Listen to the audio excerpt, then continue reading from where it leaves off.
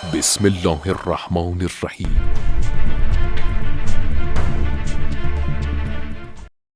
السلام علیکم ورحمۃ اللہ۔ اولاً تو کسی بھی طریقے کی زینت اسلام میں کوئی اعتبار نہیں رکھتی، یعنی اس کا حکم فقہی کچھ نہیں ہے کہ جناب یہ چیز پہننی واجب ہے یا پہننی حرام۔ ہر عورت اپنے محارم خصوصاً بیوی اپنے شوہر کے لیے زینتیں کر سکتی ہے، لیکن کرنا نہ کرنے کا اسلام میں کوئی حکم نہیں ہے کہ واجب ہو یا حرام ہو یا سنت یا ایسا کچھ نہیں ہے۔ ان زینتوں میں بھی خصوصاً ناک میں نتھ یا لونگ یا اصلا ناک کا بندھوانا، یہ اسلامی قانون اور اسلامی نقطہ نظر سے کوئی حیثیت نہیں رکھتا، بلکہ اس کا تعلق صرف ہندوستان کے کلچر سے ہے۔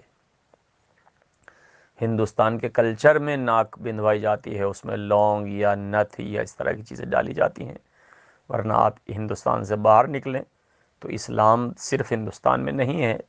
جہاں اسلام آیا ہے یعنی عربوں میں، وہاں اصلاً ناک نہیں بندھوائی جاتی۔ ایران میں یا یورپ، امریکہ، یہ سارے مسلمان ہیں دنیا میں، افریقہ میں، لیکن کہیں بھی ناتھ بندھنے کا کوئی دستور نہیں ہے، کوئی قانون اور کوئی رواج نہیں ہے۔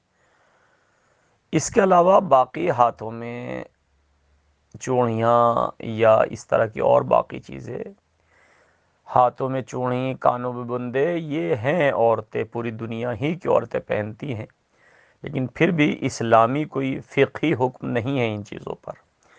اس میں چاہے بیوائیں ہوں یا شادی شدہ عورتیں، یہ صرف ہمارے اپنے کلچر کا ایک قانون بنا لیا ہے ہم نے کہ بیوائیں یہ چیزیں نہیں پہنیں گی، شادی شدہ یہ چیزیں پہنیں گی۔